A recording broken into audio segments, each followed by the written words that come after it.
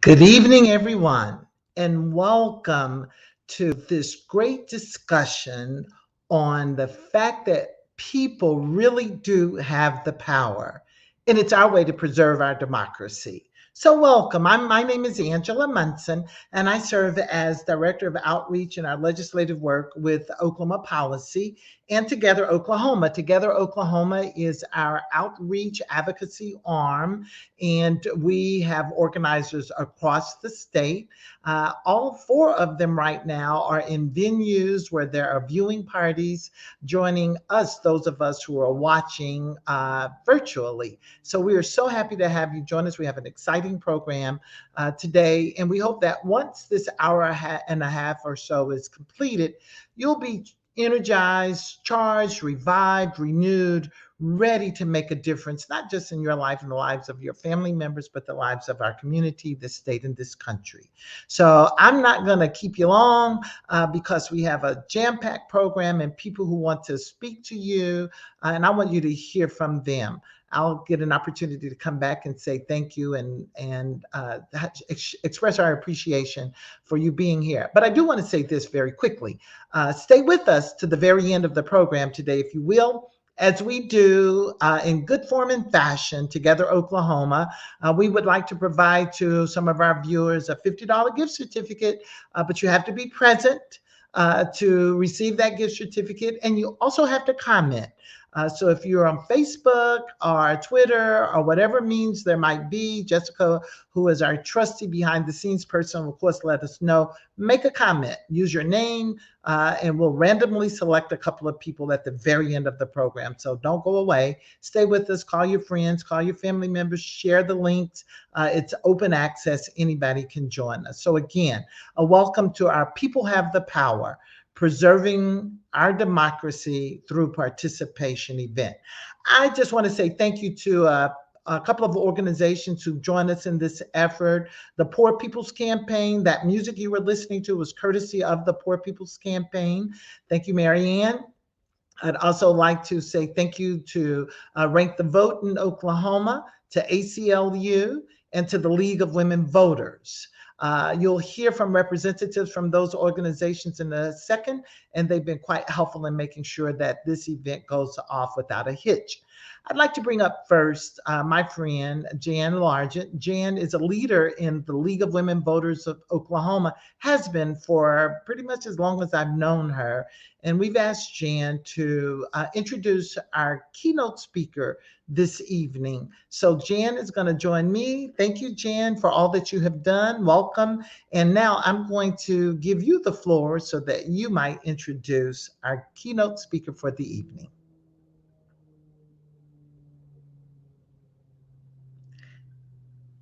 Jan, I think you're muted. The famous words of our virtual world. There you go. Thank you, Jan. Now Okay. you're muted. Thank you, Angela. Yes, I have the privilege of introducing Frederick Isasi, who is the Executive Director of Families USA, one of the nation's leading nonprofit, nonpartisan healthcare advocacy organizations established to ensure the best health and healthcare are equally accessible and affordable to all. Before joining Families USA, Isasi was Division Director of the Nonpartisan National Governors Association and Vice President and founder of the Health Policy Department at the Advisory Board Company. Isasi also previously served as Senior Legislative Counsel on Healthcare for U.S. Senator Jeff Bingaman from New Mexico, which allowed him to apply years of leadership from the healthcare industry. As a national thought leader and subject matter leader, sorry, I lost my place. Expert on social issues and solutions surrounding healthcare affordability, driving value into healthcare, equitable healthcare, and high quality coverage, Isasi has testified often at congressional hearings and is regularly featured in national media outlets, including the New York Times, NBC, Bloomberg, the Wall Street Journal, and the Washington Post. He holds a Juris Doctor from Duke University School of Law, a Master's of Public Health from the University of North Carolina, and a Bachelor of Science from the University of Wisconsin. A Cuban American, Isasi is a proud member of the LGBTQ plus community and resides in Washington, D.C. Frederick, thank you so much for joining us this evening, and the floor is yours. Hi there. Thank you so much. That was a beautiful introduction. Thank you so much, Jan. And I love that music that we're listening to. It brought me back to all of the marches I've been a part of, and it energized me. So thank you so much. And what a terrific focus for this virtual discussion. People have the power. And I just want to say to all you beautiful Oklahomians, hello. To the folks in the watch parties, hello. It's wonderful to be a part of this discussion. I'm going to keep my remarks pretty brief, say about 10 minutes or so, and I'm really hoping that I'll be able to whet your appetite and help fuel your fire. And to be honest, I was thinking about this as I was getting ready for this discussion. With everything going on right now, the months and months and months of the pandemic, the latest news on Omicron, and it's just easy to feel a little bit exhausted and powerless. So it's really a joy to join you and energize and build our power together. And I'm actually down in North Carolina right now, my family home. So I feel a lot closer to the world of Oklahoma as compared to the crazy little world of Washington, D.C., where I spend most of my time. And I could not begin these remarks without first saying, right off the bat, bravo to Oklahoma on Medicaid expansion. What a terrific job you guys have done. You're a national inspiration. It was a hard slog. The vote was so close, and you did it.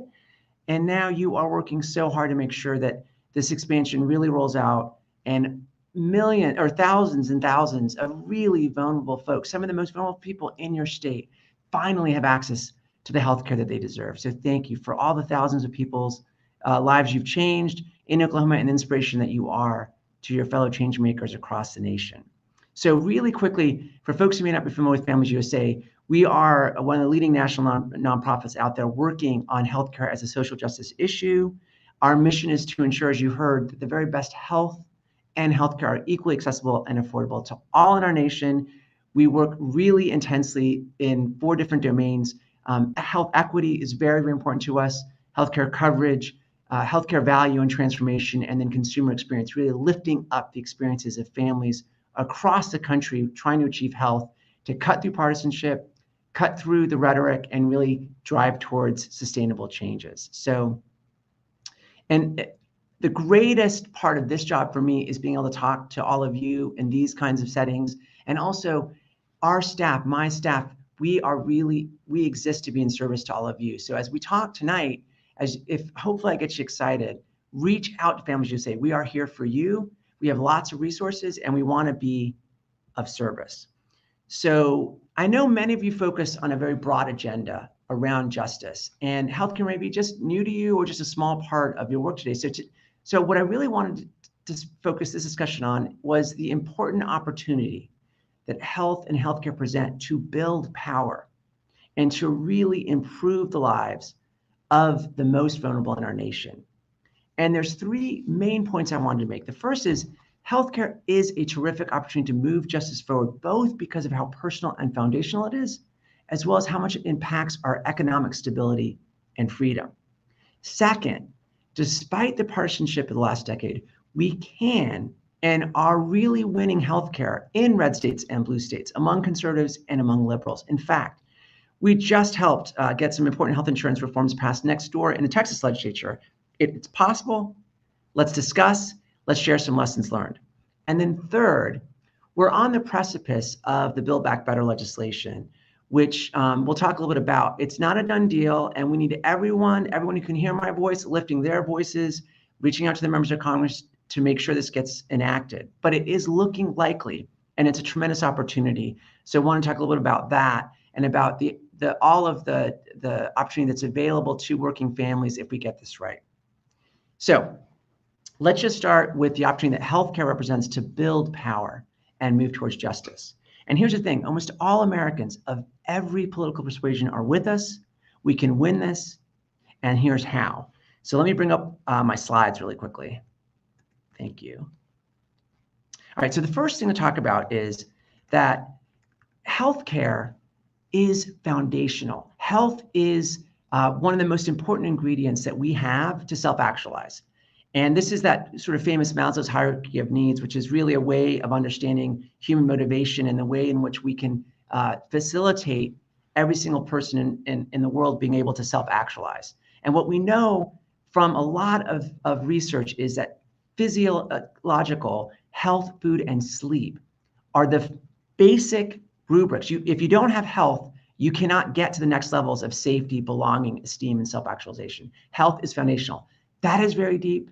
That is very powerful. There's a lot of political power in that.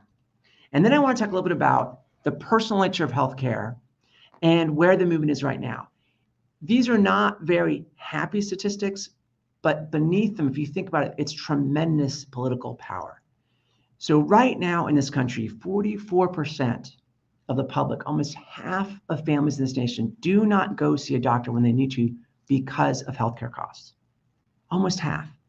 A third report medical care interferes with basic needs like paying for food, housing, heat.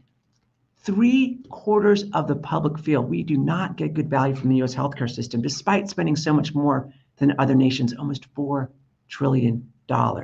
And almost 80% of Americans think the government should help make sure everyone has access to affordable, quality healthcare. That's not Democrats.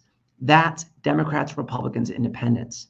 A majority across all affiliations believe the government should help make sure everyone has access to affordable, quality healthcare. That comes from Consumer Reports.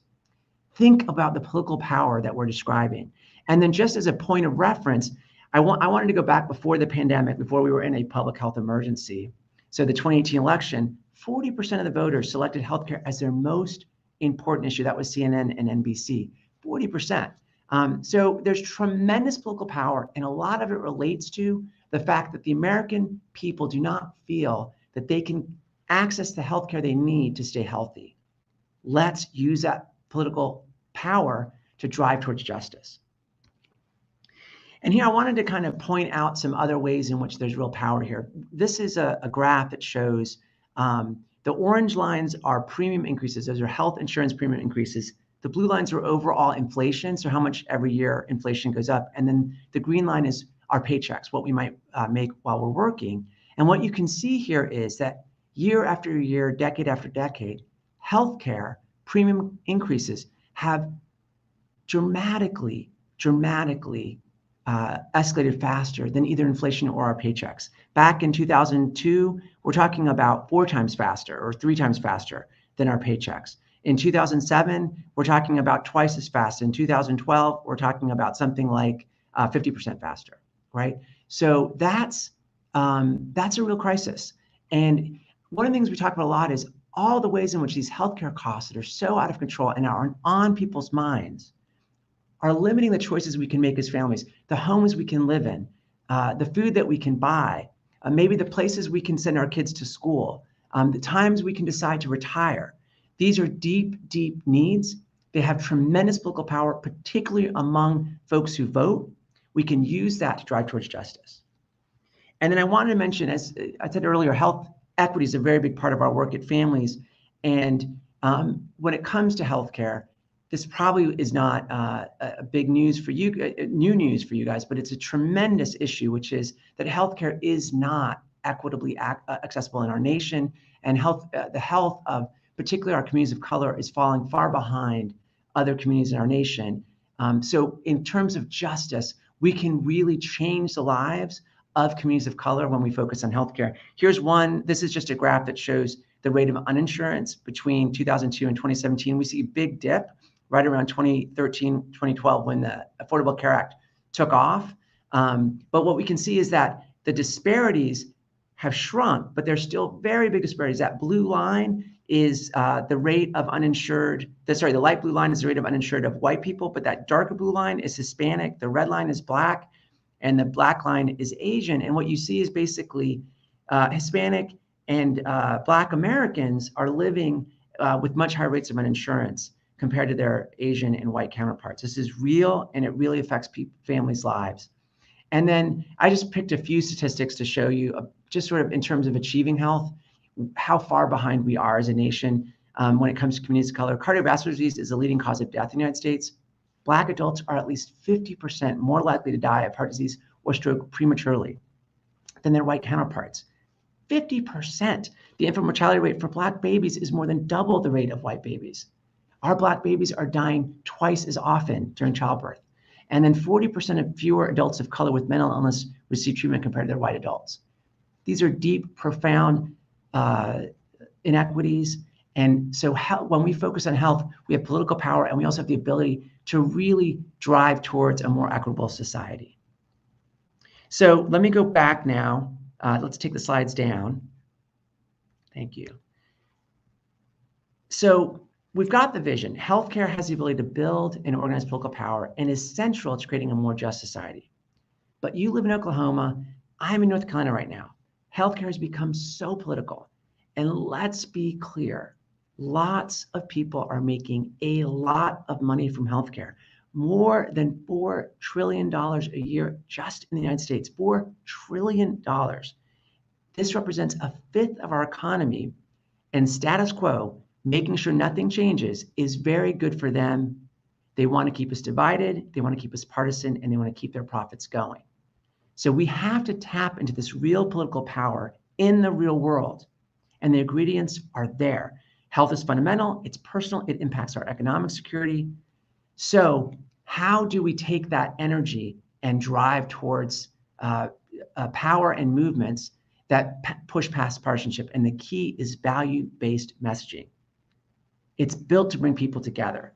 And looking at the fine work at Together for Oklahoma, you guys are already doing this beautifully. It's really powerful. And when it comes to health, we've actually built some top-notch resources to help you hit home runs when it comes to health reform. And I'm just going to show you a couple slides of that. There's an entire guide that's available for free from our website that can really help you think through how you want to build messages around healthcare that can blow past partisanship. We did this with an expert named Drew Weston, who's an expert in psychology and neuroscience. And let's take a look at this really quickly. So if you can put the slides back up. Okay, so here's what's at stake: everything. We have the opportunity to move health reform forward across the nation, despite being in the most polarizing era in the generations, but we won't be successful if we're only talking to ourselves. And I know in Oklahoma, you know this. We certainly do in North Carolina. And this is, here on the schematic, what you see is really message testing. You've probably seen this during elections where they have a dial test, and people they might hear a candidate during a debate, they might hear a message, and they turn a dial to indicate how much they're supporting or in opposition to that message. And traditional partisan messaging, which is most common in our movements, what you see is if it's a Democratic message, people go crazy, the Democrats go crazy, but the Republicans hate it, and vice versa. With values-based messaging, you can really change this. So we worked very hard with Dr. Weston. We tested a bunch of messages, and we came up with them. That's what's in our messaging guide. And what we saw is this is an example of an actual dial test. And this message, one of the key messages in it is most voters and policymakers are happy with their own healthcare, but unhappy with the healthcare in America. And it really gets to the point that every single person in our country should have the same health that our elected officials have access to. And look at what happens, right? It keeps Democrats, Republicans, and persuadables together. They all end up within 10 points and well above 50%. So this is a home run message. This exists in healthcare, and we can use it. And there's some key ideas. One, you have to know the right neural networks you're activating when you build these messages, meaning what are the associations people have with the words you're using? Second, speak to values and emotions. So speak to the deep values that you're holding, not the policies themselves or the values that only resonate for progressives. And then finally, 3, tell coherent, memorable stories. Those stories make all the difference. I was very involved in negotiating the Affordable Care Act. I sat in closed-door meetings with the lead Democratic and Republican senators who were negotiating it. And it was the stories that they told each other that got us to yes on Affordable Care Act on many, many issues. So underneath this, what we've said is there are 3 goals to health reform. It must make healthcare more affordable to everyone in our country, including access to meaningful coverage for all families. It has to ensure that health is available to all in our nation, regardless if they are white, black, or brown, if they live in rural America, how they identify, and their immigration status. And it must deliver much greater value, focusing on health and not just procedures that make a lot of money for the healthcare industry. Those are kind of the goals, right? But the sound bites, the narratives, the op-eds that we have in our messaging guide, this is what they look like. Our health should not depend on our wealth. We should have the freedom to choose what's best for our family's health. Whether we're white, black, or brown, everyone who lives in America deserves the same health politicians get, right? That's an example of how we translate those goals into statements that speak to values. And here's just a few more examples.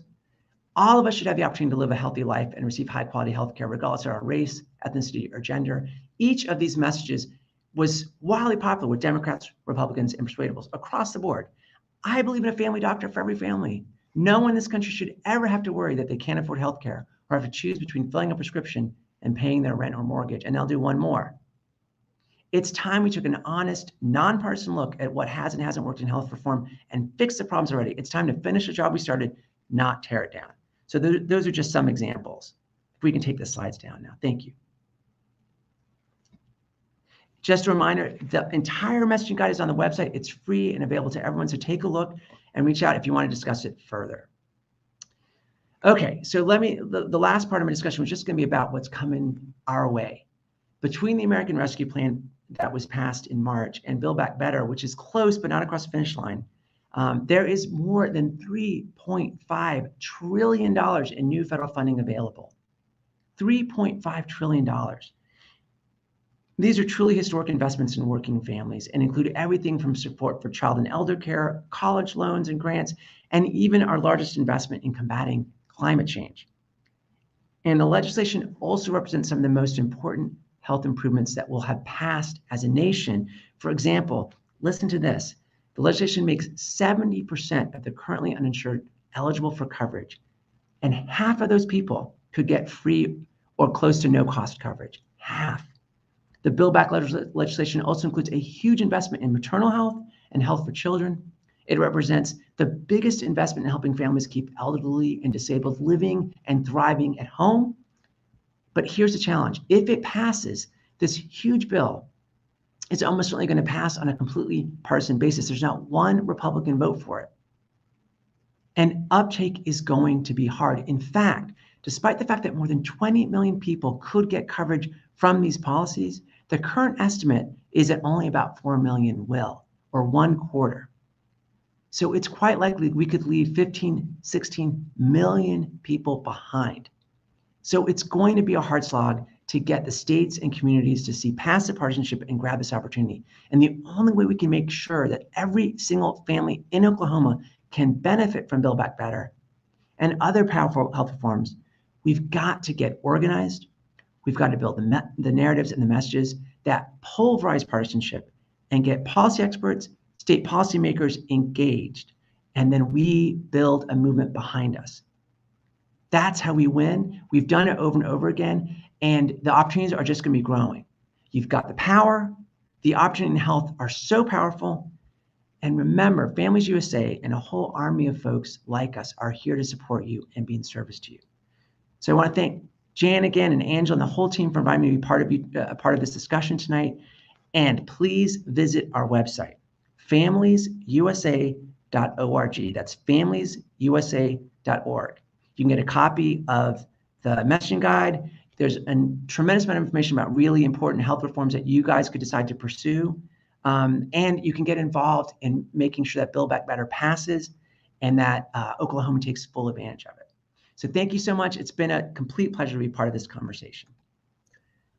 Thank you, Frederick. I just want to personally say thank you. I've known Frederick for some years now, and he was so willing to come and share his thoughts about healthcare and healthcare reform, really, though, as an example of how people working collectively together can truly make a difference in some fundamental needs that people have.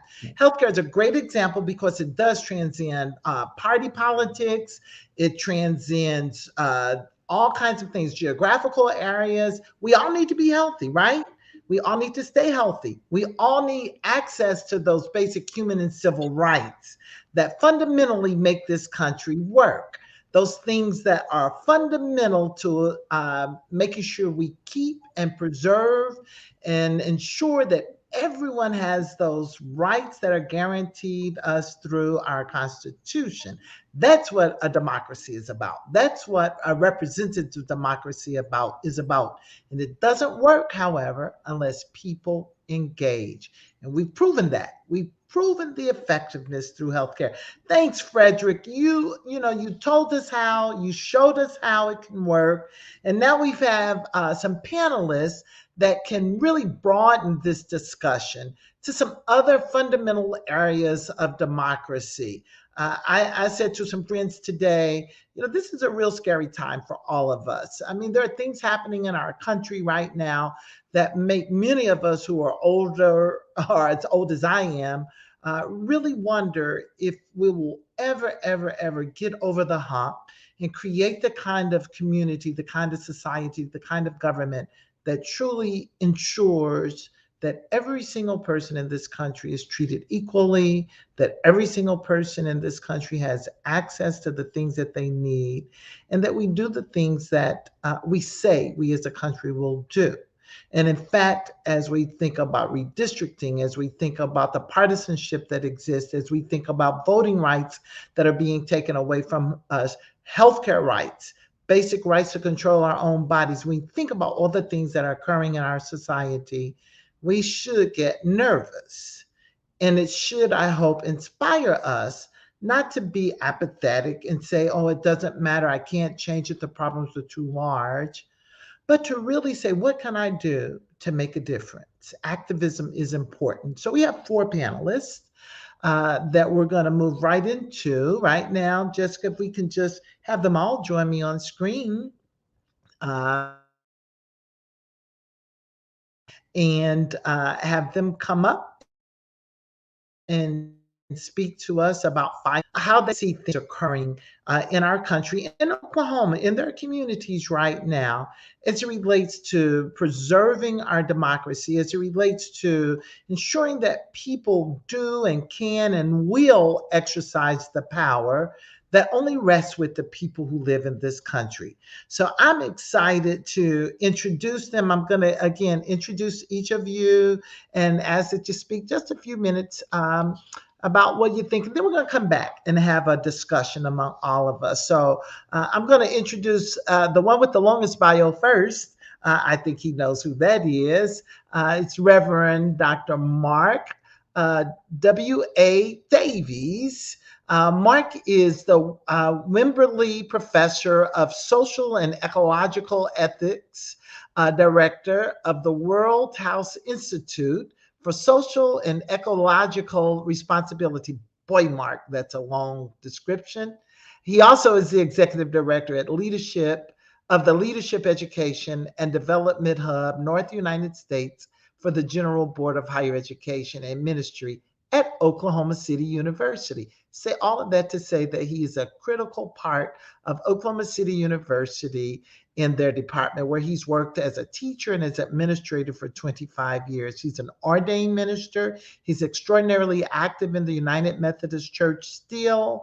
And he's also very, very active in community and social issues. Specifically, he is working with the Human Community Network. And it's through that network that Mark has been engaged in something called Rank the Vote, ranked choice voting. And Mark, we're very happy to have you here with us as a leader in the Oklahoma Rank the Vote effort. And I don't know where he disappeared to off the screen. He's having some issues. So he'll come back with us and speak a few minutes about where he is, what he's engaged in. So I'll move from Mark to Marianne. Yes, Marianne Smith. Marianne Smith moved to Lawton, Oklahoma from the Central Coast of California in August of 2018. So she's new to our state. She's a daughter, a mom of 5, and 5 of many, and 6 grandchildren, 5 children, 6 grandchildren. 5 of my 6 grandchildren are young women. Wow, lots of girls in that household, and makes her cause to ensure equity and protecting the rights of people, all people, even more fundamentally important. So, Marianne says, rather than seeing an improvement of rights and opportunities for her children, she is witnessing a decline right about now. As a biracial female, Marianne, her whole life has been litigated. She was school age when Loving versus Virginia was passed, the same for the Civil Rights Act and the ERA. And she doesn't want her grandchildren to continue to fight for the same rights that she's been experiencing and fighting for. Her parents and her grandparents have fought for so long. She's extraordinarily active in the Poor People's Campaign here in Oklahoma, serving as one of the tri-chairs, the Poor People's Campaign. She'll tell us a little more about it and what they do and why it's important. But I want to say this, that Marianne has said in her statement, that it's important to lift from the bottom, because when we do so, everyone rises. Thank you, Marianne, for being with us. You're right, our voices do matter. Why don't you take a few minutes and tell us where you are in this social change movement we see? Let me tell you a little bit about hi, and thank you so much for having me. What an honor to be amongst all these panelists. Let me tell you a little bit about the Poor People's Campaign, a national call for moral revival. We are a national campaign that addresses the interlocking injustices of systemic racism, poverty, ecological devastation, and denial of health care, mental disability, and physical, militarism and war, and the war economy, and the false moral narrative of religious nationalism. Drawing on the history of moral fusion, the Poor People's Campaign is made up of over 40 state campaigns, coordinating committees, and over 200 partnering organizations, and thousands of religious leaders of all denominations, bringing together the nation's 140 million poor and low-income people across race, ability, religion, gender, social orientation, region, and issue. Alongside the faith leaders, organized labor advocates, activists, and other people of conscience, the Poor People's Campaign seeks to address these injustices and revive the heart and soul of our democracy, with an agenda rooted in the needs and priorities of the 140 million poor and low wealth, as well as our deepest constitutional and moral values. We participate in direct action. We also non-violent. We will sing. We'll march, and there's power in numbers. So we work to include any and all citizens of the United States for human rights, moral rights. It's not a Democrat, Republican, left, right. It's moral or not. And we're working on the side of moral. So again, thanks for having me, and I look forward to this discussion. Organizations are in front and center in this whole campaign, this whole effort, this whole movement to ensure that people are protected, that people's rights are protected. And Mark has gone off screen. He's really having some technical difficulties. So we'll come back to him. There he is. He's back with us now. Mark, I'm going to get you while I can. Mark is one of those individuals quite involved and engaged in an effort that really demonstrates a fundamental right, our right to vote, with Rank the Vote effort. Mark, I'm going to give you the floor. We got a little clicking in the background, but let's see if we can hear you and get you in to talk to us about how you feel, what you see this whole movement to be. Thank you very much, Angela. I hope you're able to hear me okay. I'm with Rank the Vote Oklahoma. I'm the vice president of Rank the Vote Oklahoma, and we are Oklahoma citizens working to educate our neighbors and our communities on the advantages of ranked choice voting, also known as instant runoff voting. And with IRV, each voter ranks the candidates in order of their choice.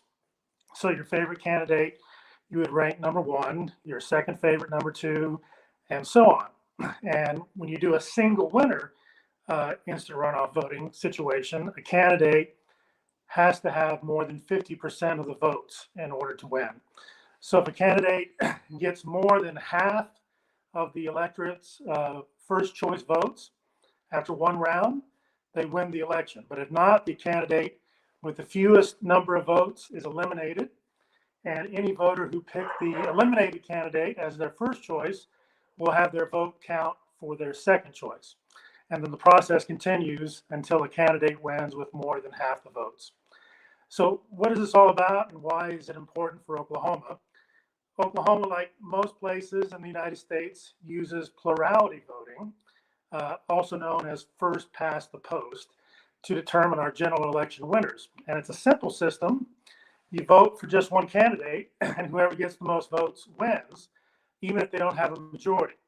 So it's simple, but that doesn't mean it's good. It's actually not a very good system. In fact, most people who study voting systems tend to agree that plurality voting is one of the very worst ways to run an election. And it's led to a number of problems and, when I say perverse outcomes, in states like Maine and Florida and here in Oklahoma more than once, and also in many other places time and time again. And here's why it's such a problem. It leads to a number of issues. One is voter dilemmas, insincere voting. Voters feel forced to adopt calculated strategies based on who they think other voters might like, instead of just voting for their honest favorite. It also brings about limited voter choices by discouraging strong independents and third-party candidates, because they often are cast as spoilers in a plurality system. It can also lead to negative campaigns when you have plurality voting, because the best way to win is to tear down the other candidate. And also, elected officials with low voter support end up winning in plurality voting oftentimes, when candidates who appeal to less than a majority end up winning because other similar, more popular candidates end up dividing voters between them. Also, it exacerbates the problem of gerrymandering when you have plurality voting, which is made more effective and enticing by a large number of wasted votes in a plurality system. So ranked choice instant runoff voting helps address many of these problems. It also allows people to vote their first choice every time without harming their second choice or helping their least favorite choice. And we believe at Rank the Vote Oklahoma, this will enhance voter participation, also enhance voter enthusiasm over the long term, and lead to more diverse political voices and representation. And anyone interested is welcome to go to rankthevote.org, rankthevoteok.org, and you can sign up there to be a volunteer. Thanks. Thanks so very much, Mark. You know, voting is critical in a representative democracy. If people don't vote, if people don't participate, people used to say to me, oh, they're going to do what they want to do anyway. Well, that's a fact if you don't vote and you don't participate in the process. There's an organization, the League of Women Voters, who's been working for a lot of years, a long time, for as longer than I am maybe old, ensuring that people have access to the ballot, which is fundamental to our democracy and to preserving our democracy. So I'd like to introduce Stephanie Henson. She's the vice president of the League of Women Voters of Oklahoma. And Stephanie serves on the board of the League of Women Voters of Oklahoma County. She actually taught school in the US and in Canada, and she's enjoyed and volunteering in her community, has 2 children that she's raised, and pursuing a PhD at OSU in Human Development and Family Science. I know that Stephanie's extraordinarily involved in ensuring that our democracy is preserved and that people's voices are heard. So Stephanie, tell us what's on your mind for a few minutes this evening. Angela, thank you so much for all that you've done to bring us together, and your organization bringing all of these amazing voices together. I feel like that the League of Women Voters was born out of that. People, women in particular, wanting to raise their voices. The League was, it's as old as the 19th Amendment. In 1920, the 19th Amendment was passed, which gave women the suffrage, the right to vote. And it really grew out of many movements sometime before that. The history was that a lot of women and men who were wanting to participate in their community, whether it was healthcare and all kinds, whatever the issues, and overwhelmingly the issues were abolition, anti-slavery, the temperance movement, which for women was a lot about speaking out against domestic violence. All of these movements were things in which women wanted to raise their voice, and at some point they realized that their voices were diminished and not nearly as powerful without the right to vote. And so the suffrage movement was born out of the movements just that we all feel we want to be a part of when we live and we love in our communities, and we want to see our communities be the best that they can be, and we want to see one another thrive. We want to be able to raise our voice, and so to have the vote is so important. So that's kind of the history, a little bit of the history of the League. And I got involved though in 2018. Interestingly, I had gone to Oklahoma City University, where Mark Davies is also, he is affiliated with a group called the Coalition of the Underheard. And it was the coolest group of people who had these amazing,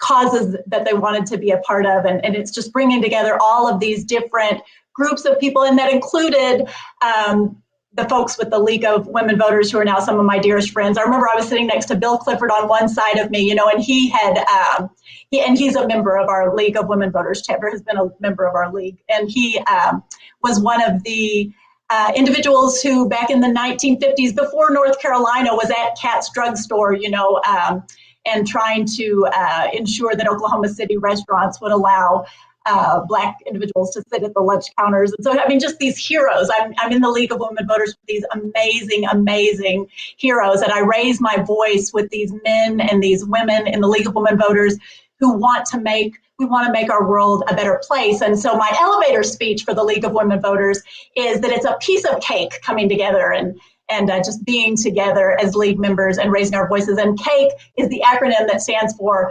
coalition. We work in coalition with these amazing groups. The A of CAKE is for advocacy. And currently one of our big advocacy platforms and issues is criminal justice reform. And then K stands for knowledge, because we do provide a lot of education, when it comes to, for sure, voting rights and so knowledge and education. And I said, so coalition, advocacy, knowledge, and education. And then I said, I kind of wanted to add empowerment as well, because I felt so empowered in working with the League and in working with all of these folks, like the folks here tonight, who just inspire me. So thank you all for empowering me to raise my voice with you. And thank you all. Hey, thank you very much, Stephanie. Stephanie mentioned the League starting because of the focus on voting and the right to vote, but then she expanded it and talked about the League's work in a whole lot of areas. So we understand that voting is fundamental to our democracy, but there are so many other issues that people in this country are facing. Many of them would not be issues if people voted, but many of them, of course, would not be issues if people just organized and worked hard. There's an organization that we all know well that continues to work really hard on a variety of issues that fundamentally protect the rights of citizens, the ACLU. And we are so happy to have a young woman that I've known for a long, long time, makes me feel old, Tamya Cox-Toure, Tamya Cox-Toure, forgive me, who currently serves as the executive director of the ACLU Oklahoma. Prior to being executive director, she served as the legislative counsel for our ACLU Oklahoma. She's a graduate of Oklahoma State University and a graduate of Oklahoma City Law School. Before joining the ACLU, she worked as executive director, hope I got that right, at Planned Parenthood right here in Oklahoma City, and has really committed her life to civil rights and promoting the rights of others and speaking directly to people who think they have the power to ensure that they understand what regular people have to deal with and go through every day. In fact, she'll be in Washington, D.C. She is in Washington and will be speaking in front of the Supreme Court tomorrow. So we're very, very proud of her. And I'd like to bring her on, Tamya Cox-Toure. Hi, Angela. Thank you so much for having me. I'm such in awe to be on this amazing panel with activists and advocates across the state. One of my favorite quotes is, if you want to go fast, go alone. But if you want to go far, go together. And I think that's what's so amazing about Oklahoma, our coalition building, our ability to work together on so many different issues with so many people coming together in one voice, standing up for people, for folks, just to say, you know, we demand humanity and we deserve to have our voices heard. And that's what's so amazing and beautiful about the work of all of our organizations that you see here. So thank you again. And thank you for the listeners and those that are watching. As Angela said, I'm the executive director of the ACLU of Oklahoma. I've been with the affiliate for in this position for over a year now. And I have been so fortunate to lead this amazing team of people working to promote and protect civil liberties in Oklahoma. The ACLU of Oklahoma is a nonprofit, nonpartisan organization with one simple mission: to protect and promote civil liberties. And no surprise, in Oklahoma, that can be difficult. But what we do know is that just because it's difficult doesn't mean we don't do it. And that's what all of our organizations have in common. We do the hard work because that's what's important and that's what matters. And I think you see it in the passion of what the issues that we talk about. We talk about voting, right? Voting is one of the most fundamental rights that we have. But we know that that access to voting is not, equitable across the board. There's so many barriers that that Oklahoma legislature has created to vote. And we in one voice have to come together and say, protect our vote. Enough is enough. But one of the things I also want to talk about is that we go further than just voting. Like, we want to protect all civil liberties that we can. So that ranges from ensuring that our LGBTQ2+ spirit and plus brothers and sisters, have a voice as well, that we are protecting the First Amendment, that we are protecting the rights of all Oklahomans to have access to a safe and legal abortion. And as Angela said, I'm here in DC, that I will be speaking, not in front of literally in front of the Supreme Court, but not in front of the justices. Activists across the country will be speaking about why we need to ensure that Roe v. Wade is not overturned tomorrow morning, at the same time that the attorneys and the experts are inside the court talking to the Supreme Court about why they should not overturn. And that's where the power is. I love the title of this panel, right? Because the power really lies with the people, and sometimes that's forgotten. And a lot of the times it's designed that way, right? Like, we have systems designed to keep the voices of the people silent.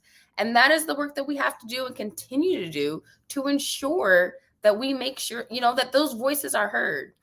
By trade, I'm your attorney that's never been in the courtroom, right? Like, we used to have this joke that if we wanted a case to settle, put my name on there and the case would settle before it would go to trial.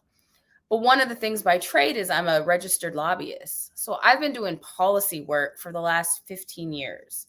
So I know Angela as Senator Munson, so it's really hard to say Angela, right? I know as Senator Munson, right? And one of the things that I learned very quickly on, and that I say often, so if anyone has had an opportunity to hear me speak, is that when policy is created without people considered, that's where oppression lives. And that's what we need to fight when we're talking about all these policy systems and changes that are happening, and what's happening specifically under the dome, on 23rd Street in Oklahoma City. And also right down the street from where I'm at right now at Capitol Hill. We have to make sure that the voices of the people are centered in every single policy that is passed. And a lot of the times, if we're honest, in Oklahoma, that's just not happening. So it's important for us to come together, to stand together in one voice, to say as loudly as we can that we're going to center the people in these policy decisions and make sure that their voices are heard. And when they're not heard, we're going to speak up loudly, whether that's for a rally, whether that's writing your senator, whether that's just giving them an email or tweeting or on social media. Our voices are so important that they have to be heard. And that's what I hope that at the end of this panel and webinar, that people will find just different ways and tactics to ensure that their voices are being amplified as much as they can be. So I'm really looking forward to hearing what everyone else has to say. Hey, thanks, Tamya. That was a great segue into this discussion that we're getting ready to have. And you're absolutely right. People's voices have to be heard. People can't be silenced, and people cannot refuse to speak. Both go hand in hand. So now is an opportunity for us to just talk about why this is important. And today, right this moment, right this very day, why it is extraordinarily important for people to recognize that they do have the power to make the difference. And if the first person I advocate self, it has to advocate, because if yourself, no one else will. So I hope people who are watching will stay with us. Remember, we have these 2 gift certificates to give out later. You got to be present to win, but I hope they'll be energized and understand that, sometimes it takes only 2 or 3 people to start a revolution. So let's just talk for a minute about our democracy, that people say, oh, it's being threatened. Our right to vote is being taken away from us. We see it in Congress when 1 or 2 members have the ability just to stop any action from happening. We talk about gerrymandered congressional districts here in Oklahoma. We talk about people losing their voting access, all these kinds of things that seem to take away and negate what we have worked so hard for almost centuries. So there is I think, in my opinion, a true threat to democracy. But I want each of you to tell me, in your opinion, do you agree? And if so, what do you believe is the greatest threat to our democracy right now? And if it exists, what's the foundation? What's the basis? What's the genesis of that threat that you've identified? Tamya, you were talking to Maya. I don't know why I keep saying that. Tamya, please, forgive me. Let's start with you. Right. So I'll take it in this way. I don't think that the threat to democracy is greater than it's ever been. I think it's just more visual and people are more aware, right? I think we've seen more emboldened politicians than we've seen in a while. But I think the underlying oppressions of the systems, whether that's white supremacy, patriarchal systems, those have always been in play. I think what's happening is not only are people more aware, and what I love most about it is the young folks more aware. And I say this all the time, is that it's the younger generations that make the changes that we have and that we see that get us to a better place. And that is what I'm seeing, is when the young folks start standing up and saying enough is enough. That is what I think is different. So the threat to democracy, I think, has always been there. When we're talking about people of color, when we're talking about women, when we're talking about our gay and lesbian, brothers and sisters, and and everyone on the spectrum, like, those threats have always been there. I think what's different now is that people are thinking about different tactics on ways that we can ensure ultimately what we're fighting for. For me, it's liberation, and that is what I think people are thinking differently about. Real quickly, For the longest, we talked about justice and equality. And I think it's time for us to take that further, that justice is the baseline and equality is the baseline, but liberation has to be that goal. And I think that's a different mindset, or at least different vocabulary that we've seen in the last decade. The reason why I think we have a true threat to democracy sometimes it's about when you have administrations and the last presidential administration that was very loud and very open and boisterous about, where they landed. That emboldened folks, and that gave people the idea that they could be more vocal, even if that, even that voice was hateful, like they could be it and be fine. And then we have a justice system that we know is designed to fail people of color, but we're being able to expose that more. And I think that's why it maybe feels like the threat is immediate, when a lot of us feel like that threat's been underlying for so long. We're just now able to expose it in a different way. Tamya, Stephanie, the league has been involved in trying to preserve our democracy for a long time. What do you think? You think that it's always been there, that it's stronger or greater now, or it's just more exposed, as Tamya said? I appreciate that, Tamya, that you had that optimistic slant. And one of the things I love, again, in working with coalition with folks, because especially very recent, because I find myself right now feeling pessimistic, on any given day, maybe I love seeing it through your eyes and hearing you say it that way. But, when we failed to pass what had been the 2019 For the People Act, which more recently became the Freedom to Vote Act, when that failed to pass, I think I have felt pretty heartbroken by that. I think that the difficulties in working in a bipartisan way, to me, that I think that when you ask the question, Angela, about the greatest threat to democracy, I think zero-sum game politics in which there's winners and losers, to me, feels like a threat to the core of democracy, which is being able to compromise and work with your neighbor. And so I'm so grateful, Tamya, to you, because I need to believe and I need to have that hope. I love that you mentioned the young people, because I 100% feel that when I'm talking to a lot of young people. There's so many passionate young people that I've had the opportunity to work with the League of Women Voters. Mark, by the way, your sweet daughter, Ray Davies got us on Instagram with the League of Women Voters. We were all sitting around going, we probably need to get a little more social media savvy. And so we were able to turn to a wonderful young friend who's now at Oklahoma City University. And so I am hopeful 100% with the young people, but I have days for sure when I feel like that zero-sum game thinking.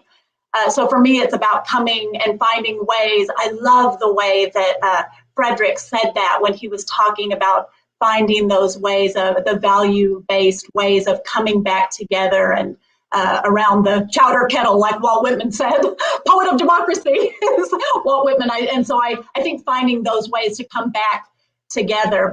So thank you guys for that. Mark, Stephanie mentioned just then that there seemed to be this polarization and we're not together and zero-sum game. And, when we think about ranked choice voting, it's a way to maybe alleviate some of that. In your opinion and your experience and things that you've seen, is there a fundamental threat to our democracy, in your opinion? What might that be? What might be the genesis? And does the electorate process have anything to do with that? I do think that the biggest threat is related to one of the things that Ranked the Vote Oklahoma and ranked choice voting is attempting to deal with. I think the attempts to create a system or systems in which a minority of the country is able to hold a majority of the political power through voting suppression, gerrymandering, co-opting institutions that are meant to protect the vote. Put simply, it's a rising threat of autocracy. It's a willingness to thwart fair democratic processes in order to come to power, maintain power and expand power. It's very Machiavellian in many ways. The genesis of the threat, I think, is complex. It's multifaceted, but I would argue that it's rooted mainly in two things. One is the maintenance of the power of corporations in our economic and political life.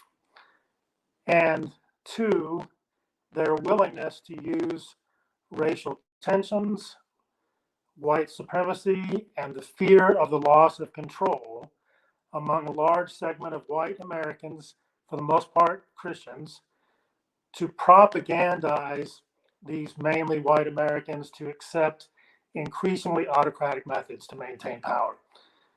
So I think what many people are waking up to, and there's been a lot of writing about it recently, is that we are now experiencing a battle between autocracy and democracy. And it's that willingness to move towards autocracy to maintain and expand power that I think is the greatest threat that our democracy is facing today. What a lot of people are seeing and talking about the ability of the minority to control, to create policies that keep the power centered in a small sector of our society, one that's not truly representative necessarily of most people. And the Poor People's Campaign, I know, came about to give voice, to give power to a large segment of people in this country who had been silenced, who systematically have been silenced. So, in your opinion, in your work with the Poor People's Campaign, do you see that this threat to our democracy being fundamentally housed in this minority of people who want to keep and control power? So what's your thought? And I want you to continue that discussion, Marianne, on if that is the case, if there is a threat, in your opinion, and what that threat might be, then what do you think that we could do, we as a people, significantly, what can we do to make sure that we can preserve our democracy? I do see the threat, and I agree with all my fellow panelists there. And can build on some of what they've said, taking a different angle. The poor and low wealth, and we just did the national group, the Repairers of the Breach just did a group. When I first asked the question, I'll go back, when I first pondered the question of, what do I believe the greatest threat was, my first response automatic was apathy, but that's not it. I don't believe it is. I think maybe despondency is a better word. And because they've lost courage, they've lost hope, they've lost there are so many Americans and Oklahomans in particular that have just decided, well, you know, it's not going to make a difference anyway, so why do I even bother? And that's why, building on what Stephanie said, she had a little acronym, and we do more, and a lot of ours are the same. We mobilize, organize, register voters, educate, empower, and embolden. So that E can go. But the educate is extremely important. And I know that earlier there was a discussion about Oklahoma passing the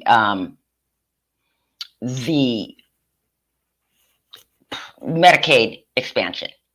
In working on that and in just gathering signatures to get it on the ballot, I was able to engage with so many people.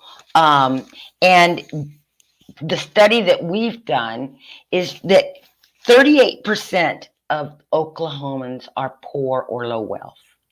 38%. And it goes across, that's a total of 1.4 million residents of the state of Oklahoma.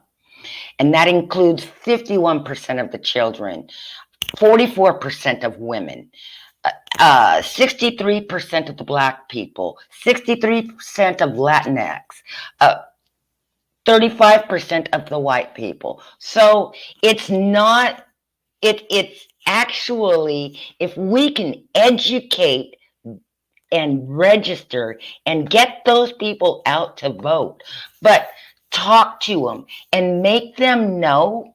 And that's what we do. Like, just invite anybody you know to, hey, you know what, this is going on. Let's go up to the state capitol and let them know what we think. Let's go to Washington, D.C. and let them know what we need. Our legislators, our government are not listening to us, and they haven't for so long that a lot of the poor and low wealth think that a tidbit is good, but my vote doesn't really matter.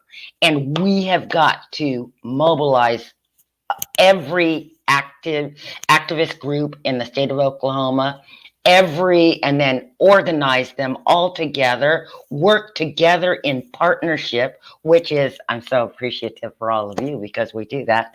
And then register voters, and then educate the voters. And the way to empower or embolden them is to not me go out and speak, although I am not a wealthy person. I could be, I'm on disability, so I'm disabled. I could qualify and do on a whole bunch of levels, but embolden them to work together, use their voices and their votes, and actually demand their power back, because really the power is in the people. And that's what and we've got to remind them that if we work together, that's where the power is.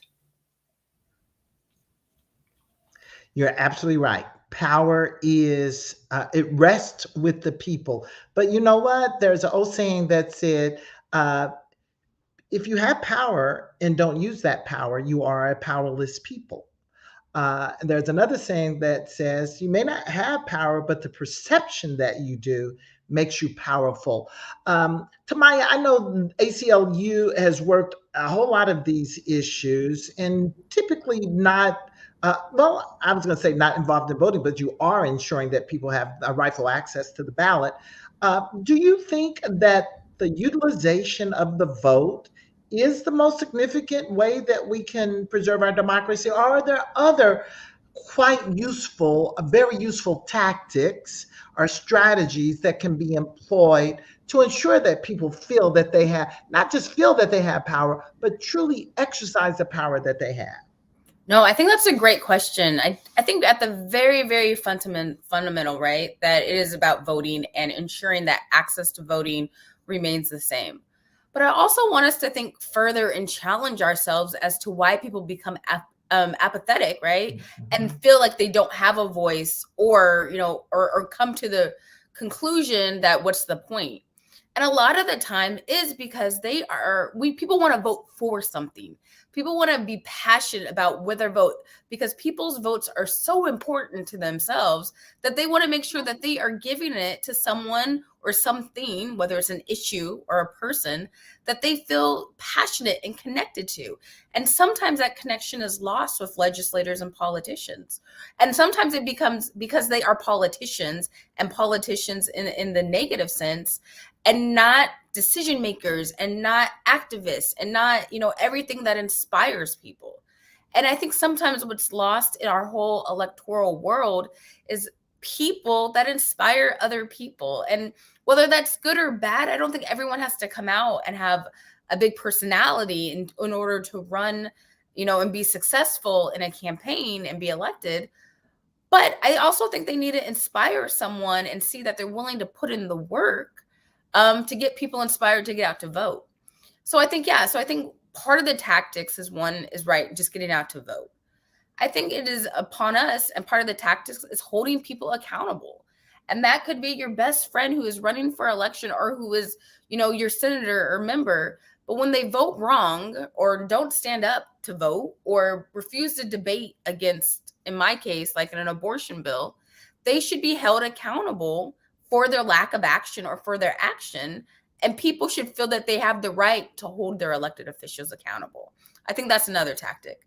But I think the last tactic really is about, it is upon those that have the power. And when I mean those with the power, I'm thinking about like organizations like my own with resources, that we're not talking to just the base, that we're talking to low propensity voters. People, so it's not just enough to register people to vote. We have to encourage them and inspire them and embolden them and empower them to get out to vote, right? To exercise that right to vote. And a lot of the times, community of color specifically feel like they are only thought about around election cycles, that they are only talked to around election cycles. And that, is upon us as people working in like the electoral world to ensure that those voices are being heard at every level. And we bring people in, not just at the ballot box, we bring them into the decisions that are happening, at the Capitol. We bring them into when the policy is being made. And if we have those continued touches with them, then they continue to, find their voice and find their power. And that is what I think our goal and overall reach has to be. So I think those are the tactics to get to essentially, to just show people where their power lies. But I think that also if like we can, succeed in those tactics, I think that encourages people to be part of the democratic and democracy, that process. Mark, both Tamya and Marianne and Stephanie have said lots of things about the power of the vote and being apathetic and how people feel about what's going on around them. And, you're a reverend on this panel and you're a social activist. From your perspective, what is, I want to ask this question in two ways, because I want to talk a little more about how you view issues or reasons why people don't engage. But I also want you to talk from, even, I hate to say it, a moral, ethical perspective. What is that we really can do or should be doing so that people are just listening? I'm looking at some of the names and I know some of these people and they vote, but they don't engage. Or maybe even they don't vote often. They'll vote in the presidential race. What is it that we're missing, those of us on this panel and those of us who do this work? What is it that we can do and that would inspire, as Tamya said, people, embolden people to be involved in this whole process of social change? Well, I think collectively, the thing we have to do is we have to work on the systems that are creating sometimes the despondency or the apathy or the hesitancy in relation to totally engaging with the political system. So I would say individually, it's very clear the most significant thing I think we can do is vote. Vote like the future of our democracy depends on it, because it does. But collectively, we have to pass voting rights legislation. One of the worst Supreme Court decisions of my lifetime, and there's been a lot of bad ones, but one of the worst was when they gutted the Voting Rights Act and they took away the pre-clearance provision in the Voting Rights Act. We have to have new voting rights legislation, because if we don't, then people, I think, have a tendency to think, well, the system's not working for me, the system's against me, why should I even try? And if my elected officials that I did go out and vote for aren't going to really go to the end of the world to get this to happen, and they're just kind of sitting back and saying, well, we got this filibuster, we can't do anything about it, there's nothing we can do, that really, I think, fosters even more apathy. So I think it's the moral responsibility of every person in Congress to pass voting rights legislation. And then it's all of our responsibility to work for election reforms that will increase voter participation, but not just increase voter participation, but also work for equitable representation of all of our citizens. And obviously, I think ranked choice voting, instant runoff voting, is one of those election reforms that moves us in that direction, but there are quite a few others. But the first priority right now, it should have been done already, is new voting rights legislation. If that's not passed before the next election, I think we could be in some serious trouble in terms of the impact on voter turnout.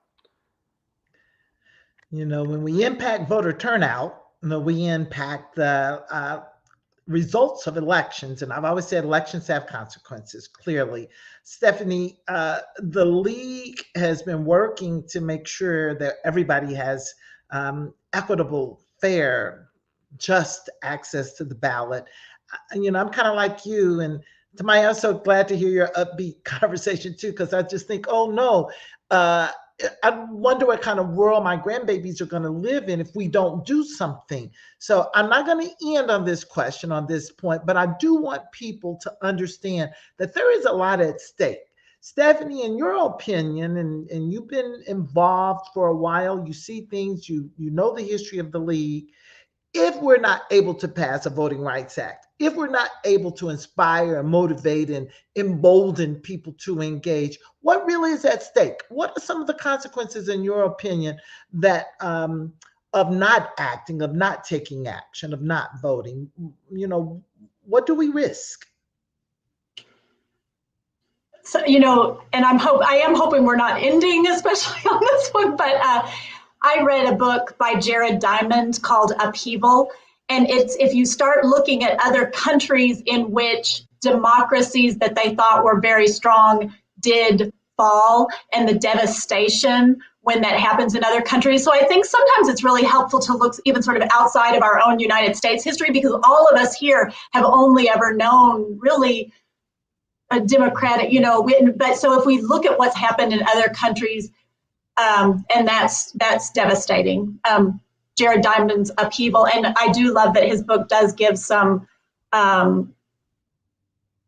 suggestions for what we can do, and overwhelmingly it's compromise, you know, is what Jared Diamond says, because and kind of what Mark was saying, you know, the governments that come up and take over after a democracy falls can be devastating, you know, especially if you already have seeds in that country of dehumanizing behavior one to another, you know, and there's polarization and there's a lot of hate.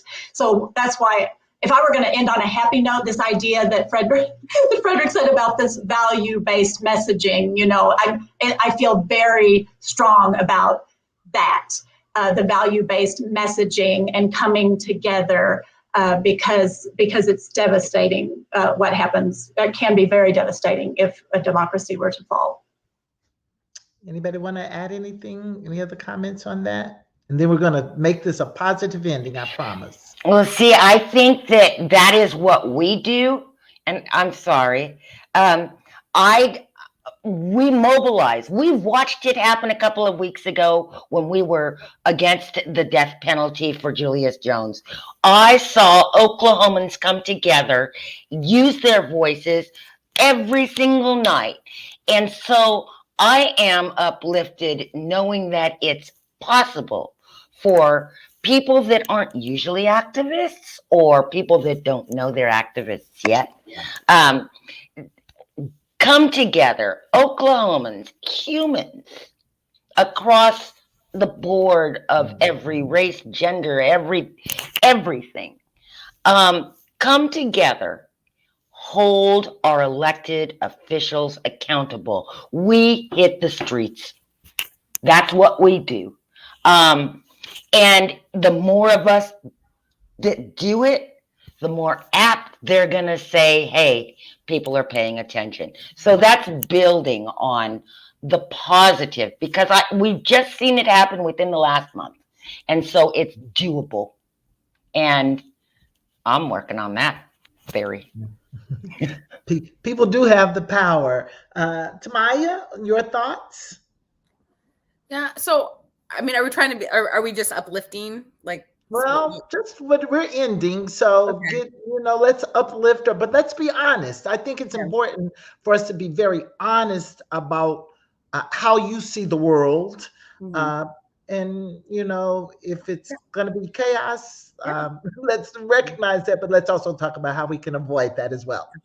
No, so I think for me, how I deal with it, I love the fact that, because my staff, I think, would think differently, that I was like the uplifting and the optimist, right? Like for 15 years, I have been a lobbyist at the Capitol in Oklahoma City. I have been one of the few Black women lobbyists talking about social justice. For the prior to last year, I was, for the 9 years, the abortion lobbyist, right? Like, so I know what it feels like to be defeated and disappointed and everything under the book and jaded about the system. But what gives me hope, and what will continue to give me hope, and which I truly believe in, is that that the politics and that the what I'm trying to say, that it happens around the kitchen tables and the work happens at the local levels. So while I had, for the last couple years, right, given up what's happening at the federal level, I had given up what's happening at the state level. But I know that if we can go into the more local areas, that's where democracy can happen. So it's our school boards and our city councils and our county commissioners. And when we lift those folks up, then we lift our state up.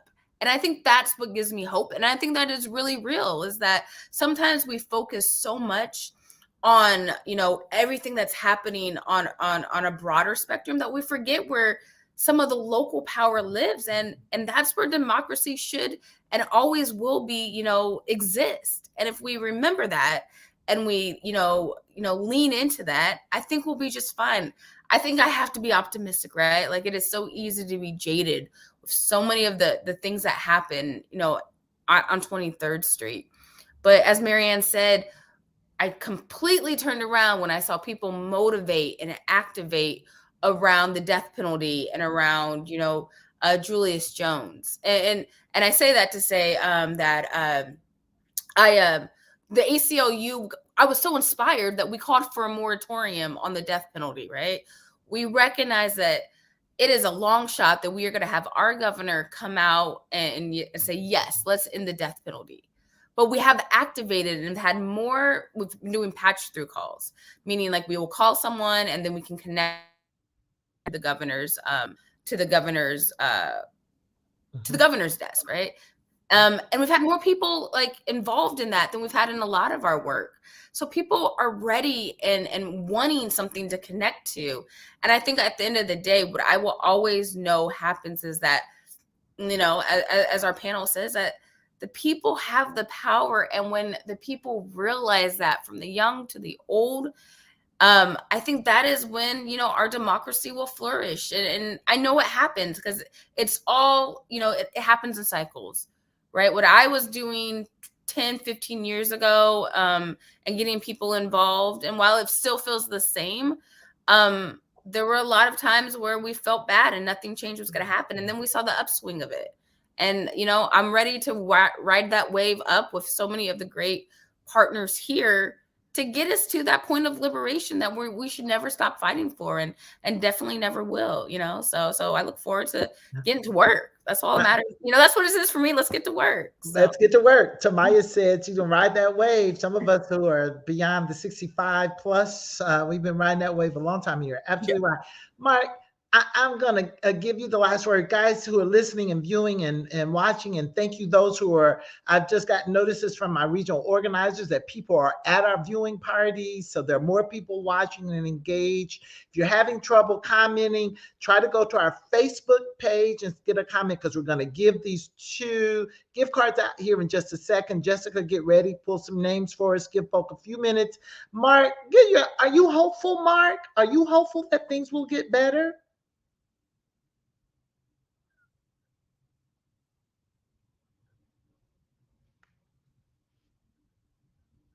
Jessica, we can't hear him. There we go.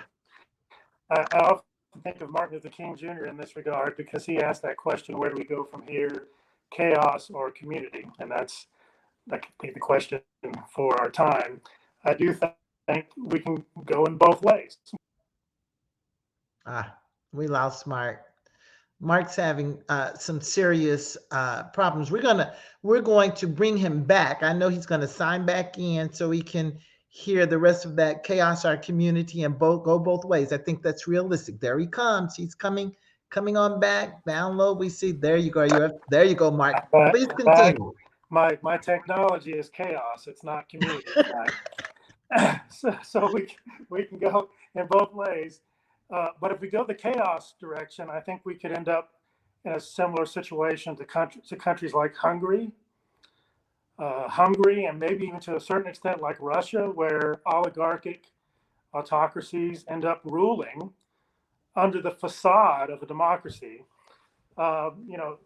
We call people with billions of dollars with too much political control that's unjust in other countries, we call them oligarchs. Here in the United States, we just call them billionaires. I think we have to realize that we have an oligarchy problem here in the United States as well. And if we let the oligarchs end up gaining autocratic control of our courts, of our government agencies, especially our regulatory agencies, and if they're able to perpetuate unjust election systems that further solidify this minority control over political and economic power, it's going to be really difficult to turn the tide in the other direction. So this isn't necessarily ending on a note of hope, but a note of warning, because it's unfortunate to note that it's much easier to move from being a democracy to becoming an autocracy than it is to go from being an autocracy back to a democracy. So we better have our last stand now. We better make sure that we don't go all the way to autocracy, because getting back to democracy would be extremely difficult. And if you look at other countries that have gone in that direction, they don't get back easily. Mark, I'm glad you said that. And that's still not a negative note at all. It's a real note. It's so important for people who are viewing, watching, listening to understand that the threat is real. This struggle is real, and it does require all of us to engage and do something. If everybody does something, nobody has to do it all. If everybody does a little, no one has to do a lot. And it does fundamentally start with voting. So I just want to express my appreciation to this panel for your wisdom, your insight, and more importantly, for your engagement, for your willingness to come out of your comfort zone. We could all be home watching TV, reading books, drinking a little adult beverage, or having fun and enjoying whatever it is we have. But you've decided to put it on the line and go to DC. Go get arrested. I told Marianne I'm going with her for the next Poor People's Campaign effort in June. Tamya to stand on the steps of the Supreme Court. Mark to all over the U.S. To speak to the moral and the ethical necessity of action. And Stephanie, for your work right here at home, empowering people to vote and making sure people understand how important their vote is. Thank you all for joining us. Now, everybody in the virtual world who's listening and watching, don't go anywhere. We're getting ready to call some names, but I also want to say very quickly that each of these organizations that are represented today have opportunities for people to engage. Of course, we do it Together Oklahoma and Oklahoma Policy. I have present opportunities for you to engage. We have what we're calling affinity groups, issue groups. So if you want to focus on healthcare, criminal justice, if you want to focus on family security, get the wages up, we offer an opportunity. You'll hear more about that. Those of you sign on, put in the chat and somewhere, let us know, email us, or however you want to do to contact us and let us know you want to engage with us, because we need you, because the power is with the people. Things don't change unless people exercise the power that they have. So the Poor People's Campaign, the League of Women Voters, ACLU, Rank the Vote Oklahoma, all opportunities, along with, of course, Together Oklahoma and our affinity groups. We have a group of people who are engaged right in Lawton, Oklahoma right now. They took it upon themselves to not watch at home, but to come together, small group, collectively. I hear tell they're in the studio. So we want to bring, I see what in Oklahoma. There are a few folks who got a little feedback going on. But That's my there's some, hometown. yay, That's my hometown. let's wave. Thank you very much. So all across the state, we brought together people in small groups, Lawton, in Guthrie, Oklahoma, in Ardmore, in Sapulpa, in Claremore, and there are about 9 or 10 locations where there are people who've gathered together to begin this process of organizing. So we're over time just a little bit. So I just again want to say thank you, Jessica. The show is yours now. You want to throw a couple of winners' names up? I can't remember how. There's the first one. Malaka Cook, Eunice Kennedy, and Karen Cardenas, winners of $50 gift cards. Jessica will communicate. I don't know how this works behind the scenes, but we'll get information from you so we can contact you, so we can facilitate your gift card. To all of those out there in the virtual world who joined us this evening, thank you for your time, your energy, and your interest. Let me know. That's what Jessica says. Email us at info@togetheroklahoma.org. Those of you who have my own personal cell number, feel free to tag me, email me, touch base with me as well. We need you. This movement needs people. People have power, but that power unused means we do become a powerless people, and the threat is too great. So again, I'm looking forward to you over the next few weeks to working with all of you on the screen and all of you who I can't see. And any closing comments, panelists? I'll give you the floor to say any closing comment. My only one is let's get to work. Let's work. I think everybody believes and feels the same thing. It's time to go to work. Bless you all. Thank you for joining us this evening. Happy holidays, happy Hanukkah, Merry Christmas. Enjoy the season. Be safe. And just, let me just say this. This is not Together Oklahoma, okay policy, but do get vaccinated. Let's be safe and let's be healthy and let's be well. Love you all very much. Thank you and good night.